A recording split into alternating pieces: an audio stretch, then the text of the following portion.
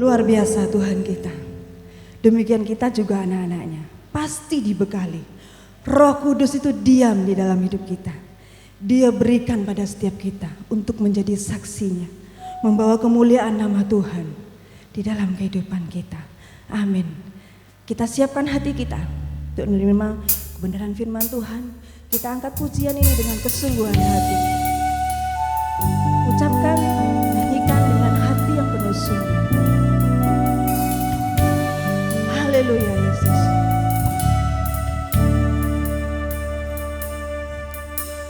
Roh-Mu yang hidup penuhiku, mengalir dalamku. Jiwaku tenang bersamamu dalam naunganmu. Kami buka hati. Ku buka hati.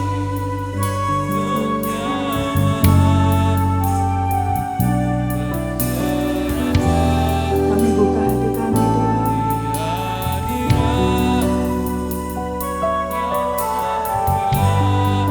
Sungguh Tuhan.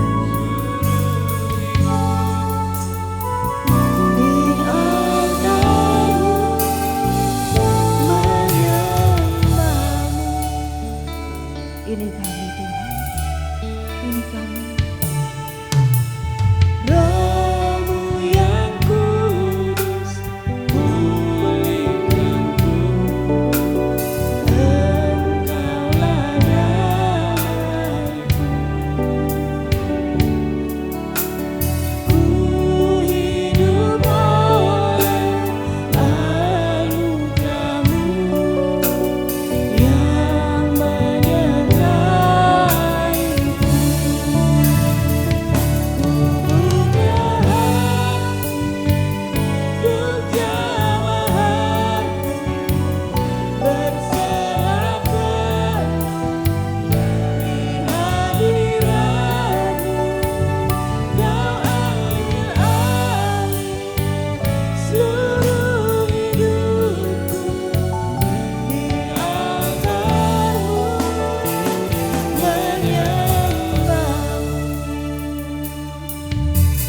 Roh-Mu yang hidup penuhiku, datang urapiku. Ku siap terima kuasa-Mu, hidupku bagimu. Ku buka hati untuk jamahan-Mu, berserah penuh di hadirat-Mu. Kau ambil alih seluruh hidupku. Di altar-Mu menyembahmu. Ku buka hati untuk jamahan-Mu, berserah penuh di hadirat-Mu. Kau ambil alih seluruh hidupku. Di altar-Mu menyembahmu. Ku buka hati untuk jamahan-Mu, berserah penuh. Ini kami Tuhan. Kami berserah penuh di hadirat-Mu. Engkau mengambil alih seluruh hidup kami, pikiran kami, hati kami Tuhan. Di altar-Mu kami mau menyerahkan seluruh penyembahan kami. Saya serahkan pada hamba-Nya. Ku buka hati untuk jamahan-Mu, berserah penuh di hadirat-Mu.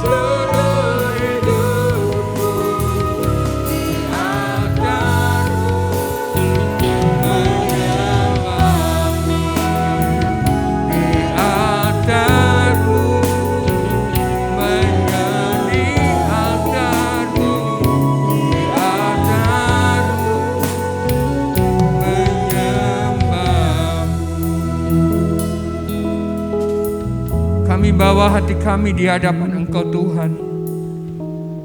Keberadaan kami semua karena kasih dan anugerah daripada Engkau ya Tuhan. Bahwa kami boleh mengerti, memahami kehendak-Mu di dalam hidup kami melalui kebenaran firman-Mu ya Tuhan.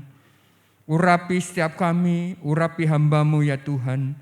Dan biarlah kuasa-Mu bekerja di tengah-tengah kami. Kami boleh diberkati, kami boleh dikuatkan ya Tuhan. Terima kasih Bapa, segala hormat, pujian, syukur kami di dalam nama Yesus Kristus. Amin. Shalom. Hari ini adalah hari yang sangat bersejarah di dalam gereja Tuhan. Tanpa kenaikan Tuhan, mungkin hampa di dalam kekristenan kita ya. Kita akan baca di dalam Lukas 24 ayat 50 sampai 53. Lalu Yesus membawa mereka keluar kota sampai dekat Betania. Di situ ia mengangkat tangannya dan memberkati mereka. Dan ketika ia sedang memberkati mereka, ia berpisah dari mereka dan terangkat ke surga. Mereka sujud menyembah kepadanya, lalu mereka pulang ke Yerusalem. Dengan sangat bersukacita, mereka senantiasa berada dalam bait Allah dan memuliakan Allah. Saudara, hari ini kita merayakan kenaikan Tuhan. Judul khotbah hari ini adalah kenaikannya ke surga sebagai bukti siapa Dia sebenarnya. Kenaikan Kristus ke surga adalah peristiwa yang mengubah dunia dan memberikan harapan abadi bagi umat manusia. Dan kenaikan Yesus adalah momen penting dalam sejarah keselamatan manusia, bahwa Allah pernah turun ke dunia dan menjadi manusia, bahkan tinggal di antara mereka dan merasakan penderitaan dan sengsara, bahkan mati di atas kayu salib, menebus dosa kita. Nah, kita akan melihat ada beberapa hal yang kita pelajari hari ini. Siapakah Dia sebenarnya? Pada zaman dulu, ilmu astronot ya memperkirakan bahwa Yesus itu pergi ke ruang angkasa, naik ke surga, pergi di ruang angkasa. Mereka beranggapan seperti itu. Tetapi saudara, zaman modern, pada waktu Rusia meluncurkan astronot pertama kali, mereka ke sana dan tidak menemukan Yesus. Ini menjadi sebuah pertanyaan, tetapi belum berakhir. Ternyata di sana Dia duduk di sebelah kanan Allah Bapa. Ada sebuah peristiwa yang tidak terpahami dan tidak pernah terselami. Siapa Dia sebenarnya, saudara? Dia adalah raja di atas segala raja. Penguasa tertinggi yang menguasai kerajaan, baik yang di bumi di bawah maupun di atas di surga. Siapa Dia sebenarnya? Dia adalah penguasa langit dan bumi, penguasa surga.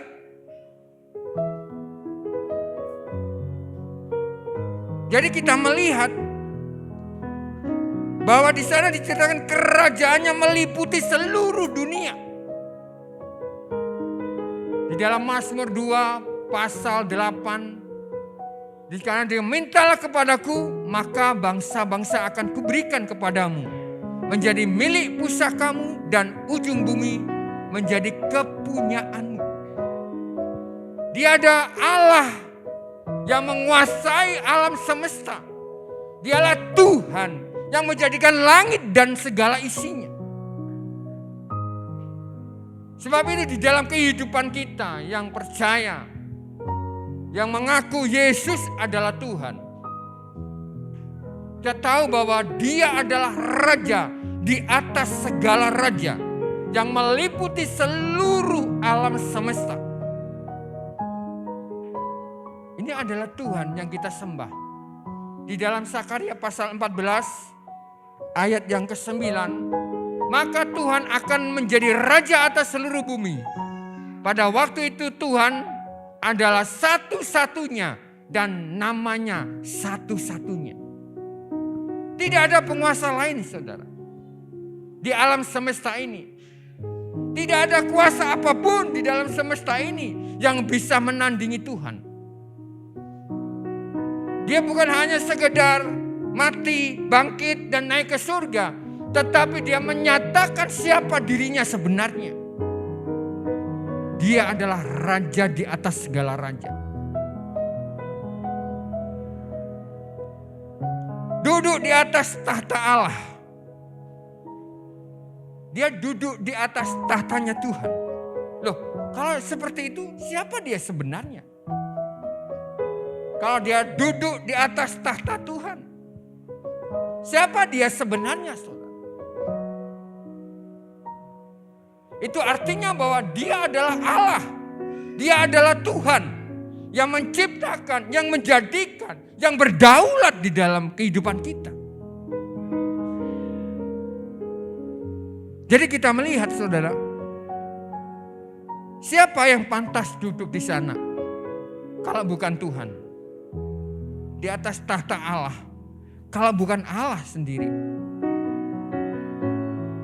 Siapa yang berani? Jadi itu artinya, saudara, kita gak salah. Kita menyembah Yesus yang kita puja. Sebab Dia adalah Tuhan. Dia adalah Allah. Kalau kita lihat apa yang dikerjakan Tuhan, apa yang dikerjakan Yesus.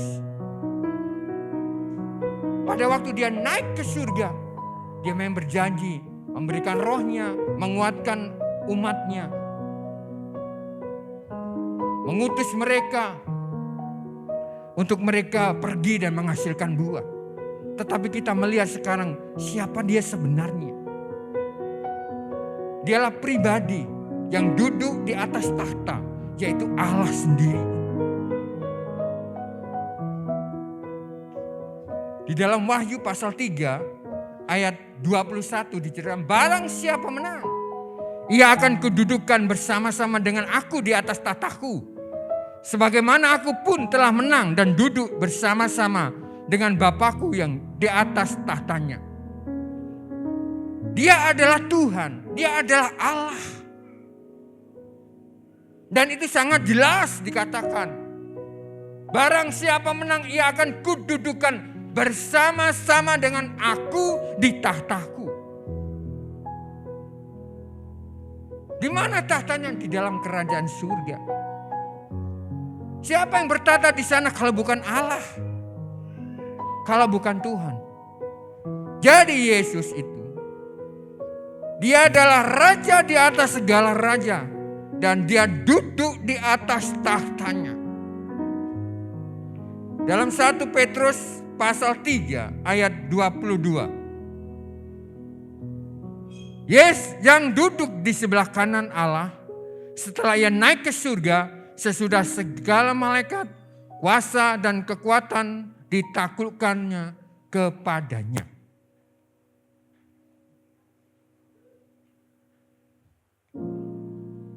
Kerajaannya tidak berkesudahan, saudara. Jadi Dia duduk di atas tahta Allah. Kerajaannya tidak berkesudahan. Dari zaman ke zaman, dari kekekalan ke kekekalan. Itulah Allah yang kita sembah, raja di atas segala raja.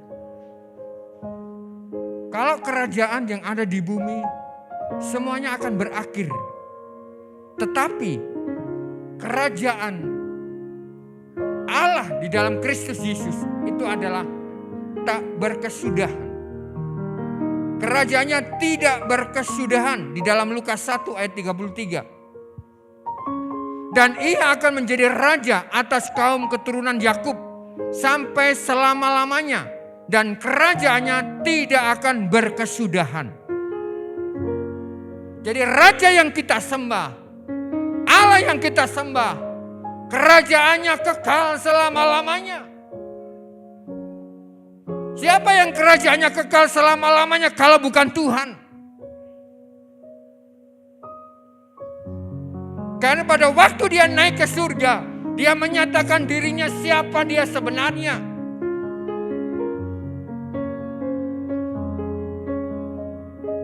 Itu yang Allah yang kita sembah. Allah yang kita puja. Dia raja di atas segala raja. Dan kerajaannya tidak berkesudahan. Kekal sampai selama-lamanya. Yang kedua, dia adalah imam besar agung.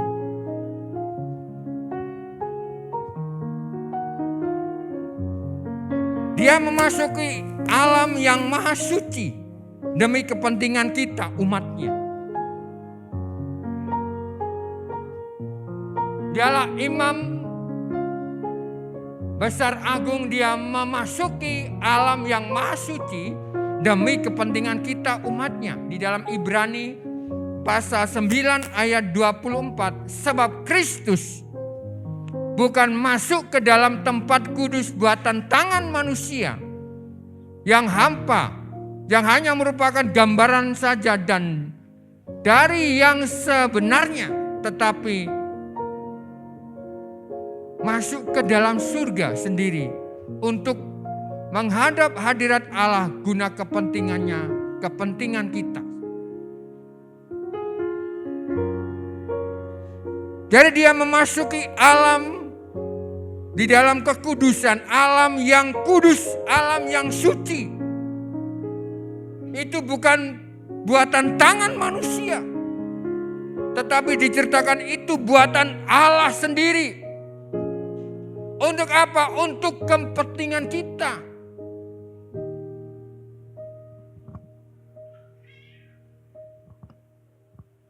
Jadi itu Allah lakukan untuk kepentingan kita.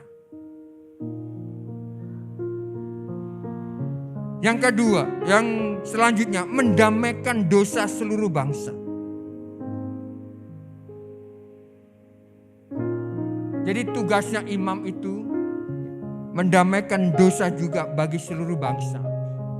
Kalau imam-imam secara jasmani mungkin mendamaikan umatnya dengan Tuhan. Tetapi imam besar agung Yesus Kristus itu mendamaikan dunia dengan Allah. Ibrani pasal 2 ayat 17. Itulah sebabnya maka dalam segala hal ia harus disamakan dengan saudara-saudaranya, supaya ia menjadi imam besar yang menaruh belas kasihan dan yang setia kepada Allah untuk mendamaikan dosa seluruh bangsa. Ia mendamaikan dosa seluruh bangsa.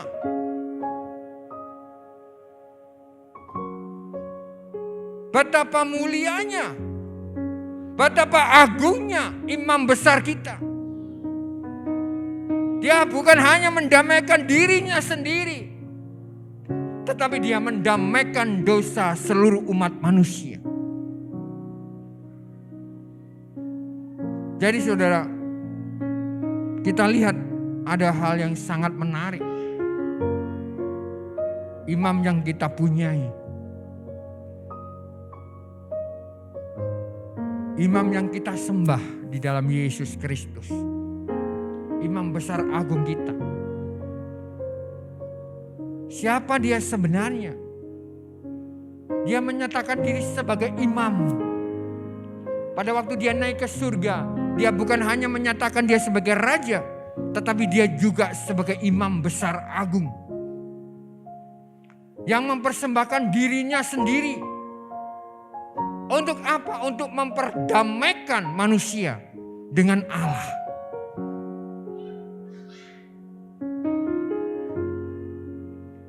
Ia telah melintasi semua langit dan duduk di sebelah kanan Allah Bapa. Dia melintasi semua langit dan duduk di sebelah kanan Allah Bapa. Jadi imam kita, dia tiap hari berdoa kepada kita, bersyafaat. Dia Tuhan, dia imam, bukan imam yang nganggur, saudara. Jadi kita punya pengantara yang ajaib, yang luar biasa. Di dalam Ibrani pasal 4 ayat 14 dan 16, karena kita sekarang mempunyai imam besar agung yang telah melintasi semua langit, yaitu Yesus anak Allah. Baiklah kita teguh berpegang pada pengakuan iman kita. Sebab imam besar yang kita punyai bukanlah imam besar yang tidak dapat turut merasakan kelemahan-kelemahan kita. Sebaliknya, sama dengan kita, ia telah dicobai, hanya tidak berbuat dosa. Luar biasa. Dia bisa merasakan apa yang kita rasakan. Imam besar yang kita sembah itu bisa merasakan apa yang umat rasakan. Pada waktu kita merasakan kesusahan, ia pun mengalaminya.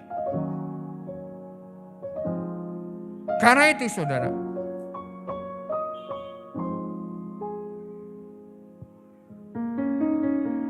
imam yang kita sembah, imam agung kita, merasakan apa yang kita rasakan. Ia bersimpati merasakan sengsara bersama-sama dan merasakan pencobaan yang kita alami. Apa yang kita alami, apa yang kita rasakan, dia juga rasakan. Sebab imam yang kita punyai bukan imam-imam sembarangan. Dia merasakan apa yang kita rasakan. Ia mengalami apa yang kita alami. Sebab itu saudara, jangan pernah ragu, jangan pernah bimbang. Sebab kita punya pengantara imam besar agung yang merasakan penderitaan-penderitaan yang kita alami. Yang merasakan jeritan-jeritan hati yang kita alami. Itu Allah yang kita sembah.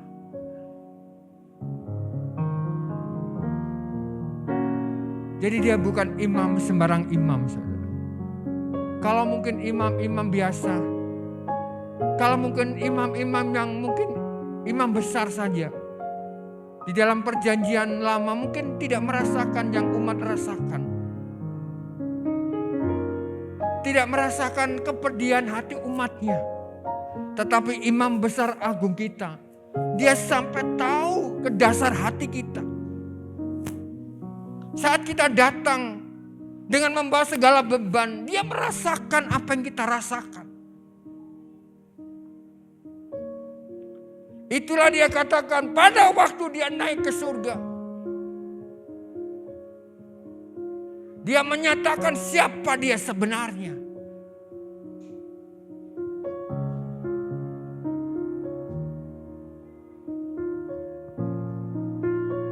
Dia imam tanpa noda dan celah dan yang sempurna. Kalau imam-imam di dalam dunia ini, sebelum dia mempersembahkan korban, dia harus terlebih dahulu menguduskan dirinya. Sebelum dia membawa hati umat kepada Allah. Sebelum dia memberikan persembahan kepada Tuhan. Tetapi imam agung kita tidak bercacat, tidak bercela. Dia sempurna. Dan tidak ada noda. Tanpa noda, tanpa celah. Dan sempurna. Di dalam Ibrani 7 ayat 25-26. Karena itu ia sanggup juga menyelamatkan dengan sempurna semua orang yang oleh dia datang kepada Allah. Sebab ia hidup senantiasa untuk menjadi pengantara manusia. Sebab imam besar yang demikianlah yang kita perlukan, yaitu yang saleh, tanpa salah, tanpa noda, yang terpisah dari orang-orang berdosa, dan lebih tinggi daripada tingkap-tingkap surga. Allah, imam besar kita, imam besar yang tanpa cacat, tanpa celah, dan sempurna. Siapa yang tanpa cacat, siapa yang tanpa celah dan sempurna kalau bukan Tuhan?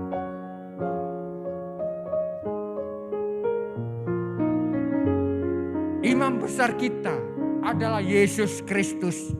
Dia adalah Tuhan, tanpa celah, tanpa cacat, tanpa noda, dan sempurna.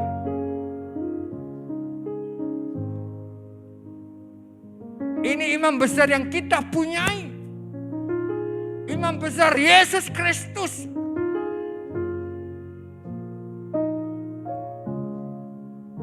Jadi siapa yang sempurna kalau bukan Tuhan?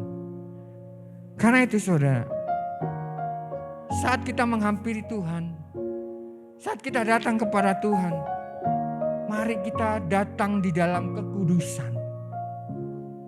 Mari kita datang dengan penuh kerinduan. Mari kita datang dengan hati yang penuh syukur kepada Tuhan. Dan penuh keyakinan di dalam hidup kita. Dia sempurna. Imam besar agung kita. Tidak bercela dan tidak bercacat. Yang ketiga, saudara. Dia adalah Allah yang maha kuasa dan maha mulia. Tidak ada satupun di dunia ini atau di luar yang sanggup mengalahkannya. Pada waktu dia naik ke surga, dia menyatakan siapa dia sebenarnya. Dia adalah Allah yang maha kuasa, Allah yang maha mulia. Tidak ada suatu pun di dunia atau di luarnya yang sanggup mengalahkannya.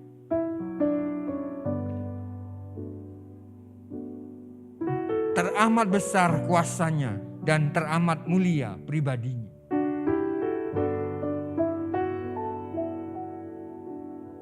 Dia sangat besar, saudara, dan sangat mulia. Di dalam Roma pasal 8 itu. Tetapi dalam semuanya itu kita lebih daripada orang-orang yang menang oleh Dia yang telah mengasihi kita.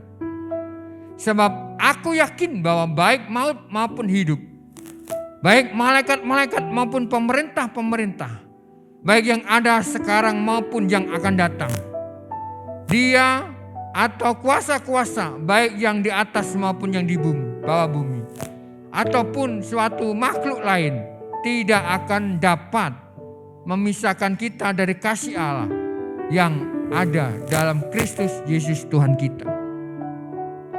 Dia Allah, Dia Tuhan yang mulia.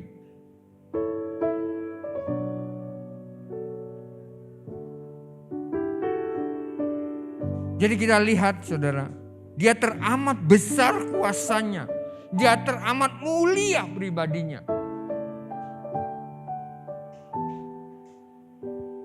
Ini Tuhan kita. Pada waktu Dia naik ke surga, Dia menyatakan diri, akulah Tuhan. Yang maha kuasa, yang maha mulia.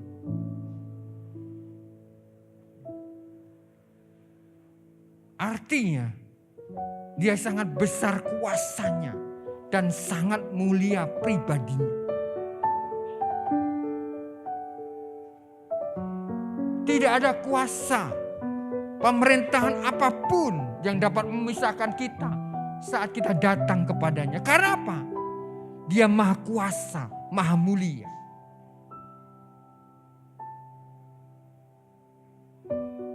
Dia sangat dahsyat dan luar biasa. Karena itu, siapa dia sebenarnya? Tuhan yang maha kuasa. Tuhan yang maha mulia. Jadi saat-saat hari-hari ini kita menyadari bahwa Yesus yang kita sembah, Yesus yang naik ke surga, itu adalah Tuhan Allah yang maha kuasa.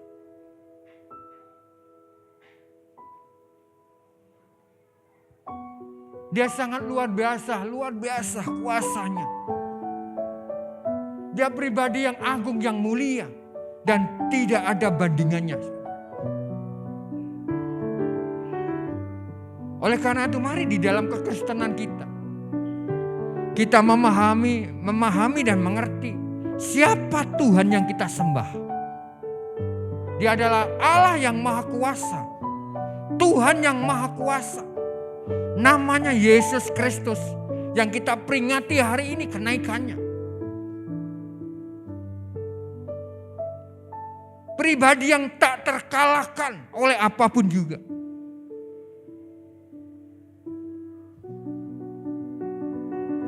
Dia teramat besar kuasanya dan sangat mulia. Nah, yang keempat, dia adalah hakim yang adil, yang akan menghakimi seluruh manusia, baik yang sudah mati atau yang masih hidup. Siapa dia sebenarnya? Sekali lagi, kok dia menghakimi semua manusia zamannya Adam sampai hari ini? Bukankah itu banyak banget saudara yang sudah meninggal. Dan kalau itu secara logika kita pikir, siapa dia sebenarnya? Siapa hakim ini yang menghakimi semua manusia yang mati maupun yang masih hidup? Siapa dia sebenarnya? Kalau bukan Tuhan.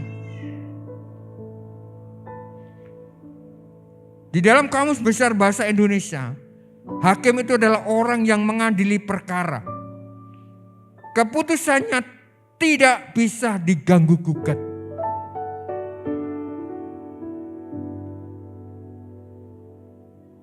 Jadi hakim itu adalah orang yang mengadili perkara. Kalau hakim-hakim di dunia mungkin bisa saja salah. Bisa saja salah. Bahkan mungkin bisa saja keliru di dalam menetapkan, mengambil keputusan. Tetapi hakim agung kita, Yesus Kristus, tidak pernah salah. Saat dia mengambil sebuah keputusan tidak pernah salah. Dan tidak pernah diganggu gugat oleh apapun. Tidak ada yang bisa mengganggu gugat saudara. Menggagalkan keputusannya tidak ada. Kalau hakim di dalam dunia bisa diintervensi. Bisa digagalkan. Tetapi hakim agung kita, hakim yang adil, yang akan menghakimi seluruh manusia. Jadi dia pribadi. Dia adalah hakim yang adil, yang akan menghakimi seluruh manusia. Baik yang sudah mati atau yang masih hidup. Jadi pertanyaannya saudara, bagaimana dengan orang-orang yang mati dahulu? Tetap dia adalah hakim yang menghakimi orang-orang yang mati zamannya Adam sampai hari ini.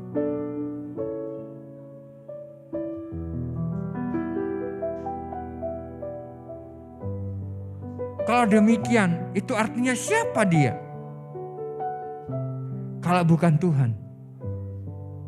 Sekali lagi, kalau bukan Tuhan, siapa dia?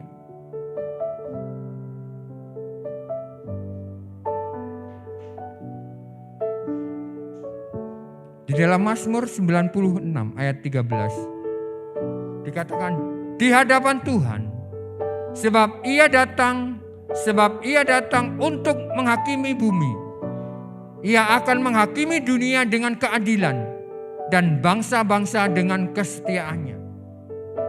Dia datang untuk menghakimi bumi. Ia akan menghakimi dunia dengan keadilannya. Dia hakim yang adil, hakim yang bijaksana, hakim yang tidak bisa disuap. Dan keputusannya tidak bisa diganggu gugat. Dan dia hakim yang tidak pernah salah.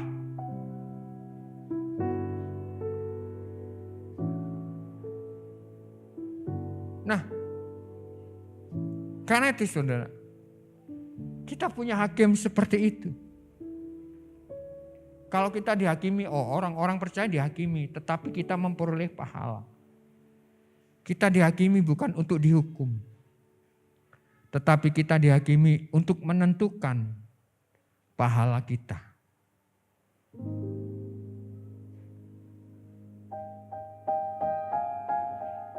Di dalam Mazmur juga, Mazmur 98 ayat 8 dan 9. Biarlah sungai-sungai bertepuk tangan dan gunung-gunung bersorak-sorai bersama-sama di hadapan Tuhan, sebab ia datang untuk menghakimi bumi. Ia akan menghakimi dunia dengan keadilan dan bangsa-bangsa dengan kebenaran. Ia akan menghakimi dunia dengan keadilan dan bangsa-bangsa dengan kebenaran. Sekali lagi, dia hakim yang tidak pernah salah. Dia menghakimi bangsa-bangsa dengan keadilannya. Dia menghakimi dengan keadilannya. Dan bangsa-bangsa itu dihakimi dengan kebenarannya. Tidak ada sesuatu yang salah pada waktu dia menentukan. Tidak ada sesuatu yang salah pada waktu dia menetapkan. Dia hakim yang adil. Dia akan menghakimi seadil-adilnya.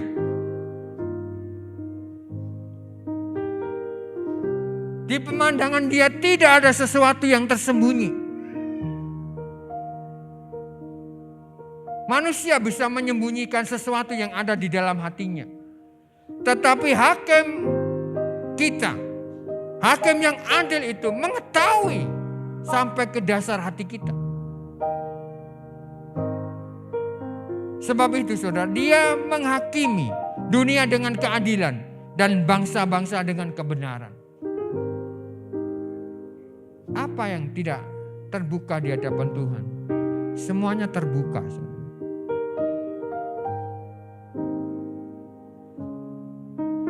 Apa yang bisa disembunyikan dari Tuhan? Tidak ada. Semua di hadapan Tuhan itu transparan. Semuanya terbuka. Di dalam Wahyu pasal 19, tidak usah kita baca. Dia datang sebagai panglima perang untuk mengalahkan dan menghukum semua yang menentang kerajaan Allah dan kebenarannya. Dia datang sebagai panglima perang untuk mengalahkan dan menghukum semua yang menentang kerajaan Allah dan kebenarannya. Siapa yang menentang kerajaan Allah dan kebenarannya? Kita bisa, saudara, menentang kebenarannya. Kita bisa menentang kerajaannya, kerajaan Allah dan kebenarannya. Saat kita tidak taat kepada Tuhan.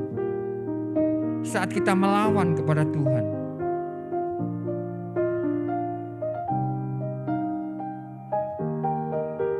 Tetapi Tuhan itu luar biasa. Dia menghukum semua yang menentang kerajaan Allah dan kebenaran. Itu hakim yang adil. Dan 2 Timotius 4 ayat 1 menghakimi semua yang hidup dan yang mati dan memerintah sebagai raja. Dia datang di dalam 2 Timotius pasal 4 ayat 1. Di hadapan Allah dan Kristus Yesus yang akan menghakimi orang yang hidup dan yang mati. Aku berpesan dengan sungguh-sungguh kepadamu demi pernyataannya dan demi kerajaannya. Dia menghakimi semua orang yang hidup dan yang mati. Dia adalah hakim kita.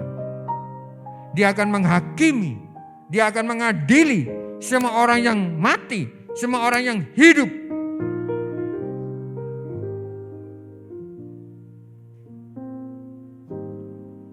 Dan memerintah sebagai raja.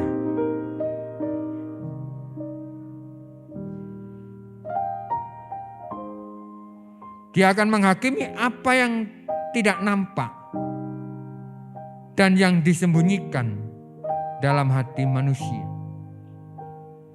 Menghakimi semua yang hidup dan yang mati, dan memerintah sebagai raja. Dan akan menghakimi apa yang tak nampak dan yang disembunyikan dalam hati manusia.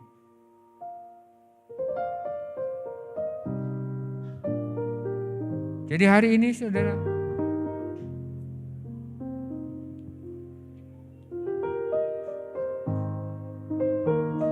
hari ini bagi kita, di hadapan Tuhan dan di hadapan Raja, di hadapan Hakim yang agung, adakah sesuatu yang kita dapat sembunyikan? Adakah sesuatu yang bisa kita sembunyikan di hadapan Dia? Tidak bisa, tidak dapat. Semuanya terbuka di hadapan Tuhan. Dia Raja di atas segala raja, dan Tuhan di atas segala Tuhan. Dia segera datang dan akan memerintah selama-lamanya. Barang siapa yang percaya diselamatkan, dan yang tidak percaya akan binasa.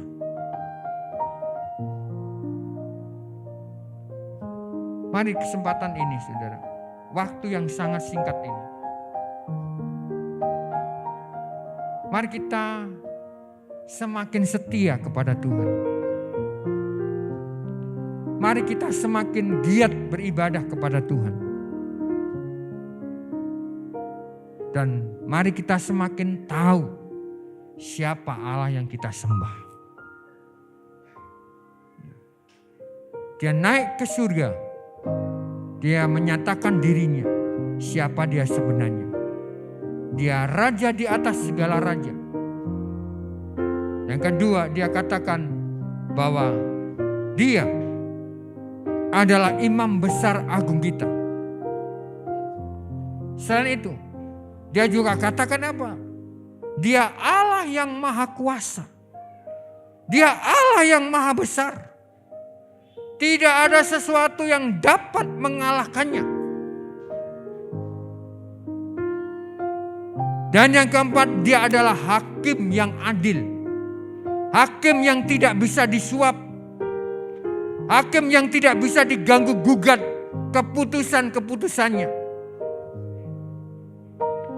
Hakim yang akan menghakimi apa yang tersembunyi dan apa yang disembunyikan manusia di dalam hatinya.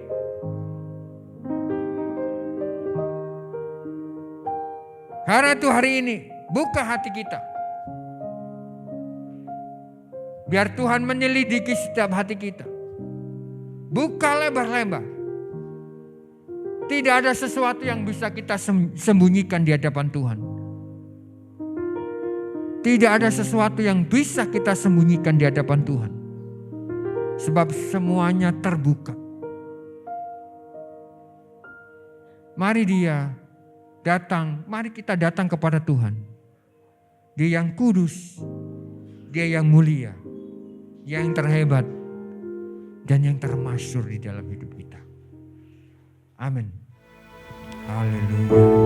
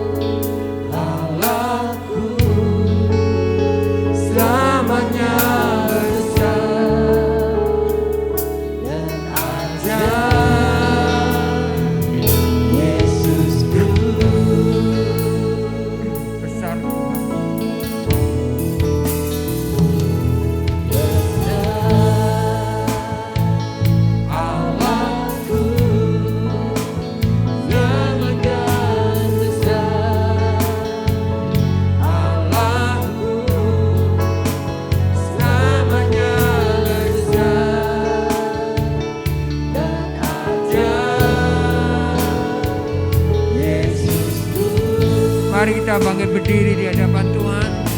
Nyatakan sekali lagi besar. Besar Allahku. Nyanyikan besar Allahku. Selamanya besar dan ajaib. Yesus besar. Angkat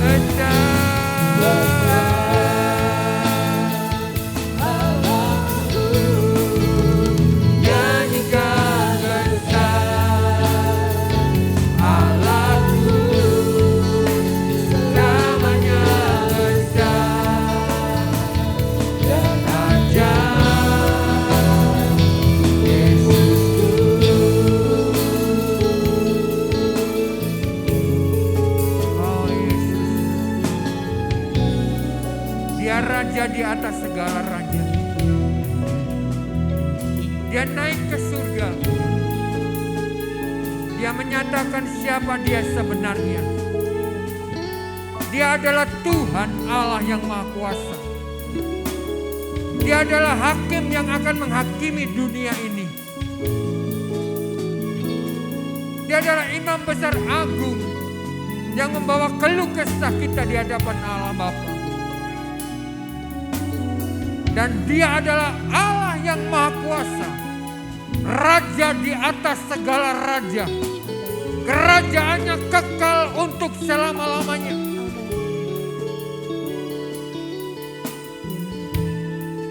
Mari kita datang kepada Tuhan yang hidup, yang menjadikan langit dan bumi dan segala isinya.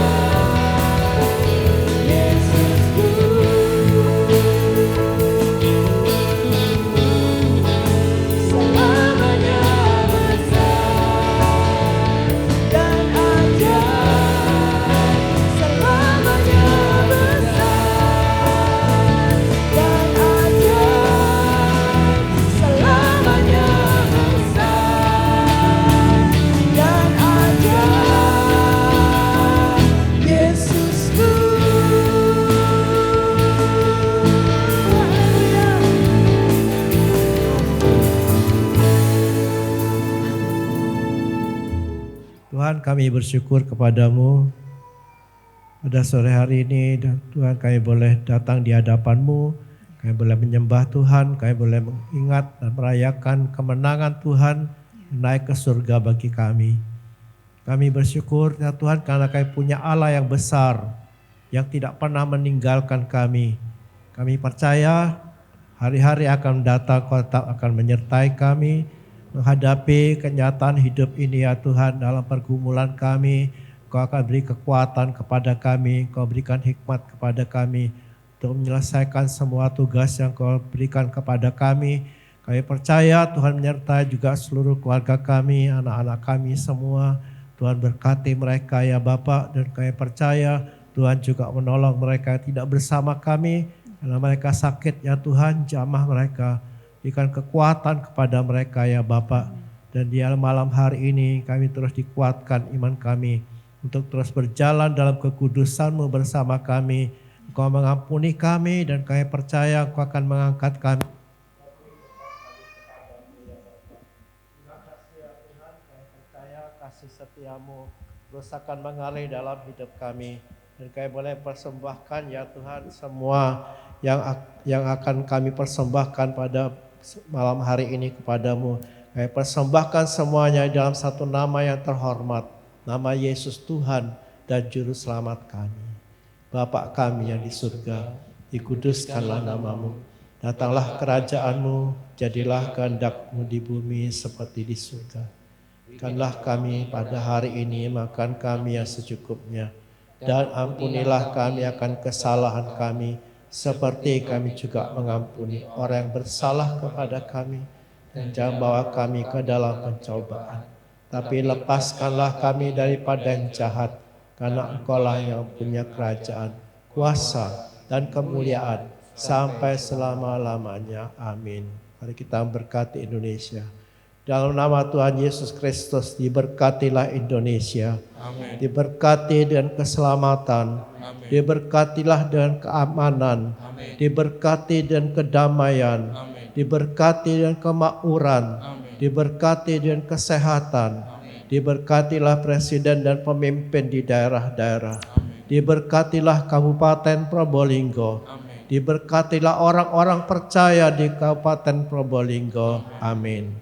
Sekarang saudara-saudara dikasihi Tuhan, pulanglah engkau dengan membawa berkat dari Bapa yang mengasihi engkau.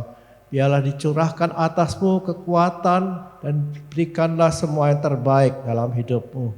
Yesus Kristus dengan kasih dan damai sejahteranya menyertai, menguatkan hati saudara sekali menghadapi apapun, dan Roh Kudus menuntun, memberikan pengurapan untuk memakai engkau sekalian menjadi berkat bagi banyak orang. Dalam nama Tuhan Yesus Kristus.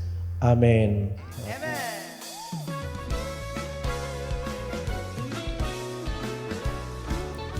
Mari kami undang jemaat untuk hadir dan berdoa bersama dalam Sepekan Berdoa yang akan diadakan besok hari Jumat tanggal 19 Mei sampai 26 Mei 2023. Ibadah akan dimulai pukul 6 sore. Semua kegiatan komsel dan ibadah wanita ditiadakan, digabung dengan acara Sepekan Berdoa. Kecuali hari Sabtu 20 Mei tetap ada ibadah remaja pukul 4 sore. Hari Minggu ibadah raya 1 pukul setengah 7 pagi, ibadah anak pukul setengah 9 pagi, dan ibadah raya 2 pukul 4 sore. Mari dukung anak remaja kita untuk mengikuti acara Youth Camp PBS Komda Jatim Bali tanggal 4-6 Juli 2023. Informasi lebih lanjut bisa menghubungi Saudara Theo. Kami mengucapkan selamat ulang tahun bagi jemaat yang berulang tahun hari ini. Sehat badannya, kuat imannya di dalam Tuhan. Marilah kepadaku semua yang letih lesu dan berbeban berat, aku akan memberikan kelegaan kepadamu. Tuhan Yesus memberkati.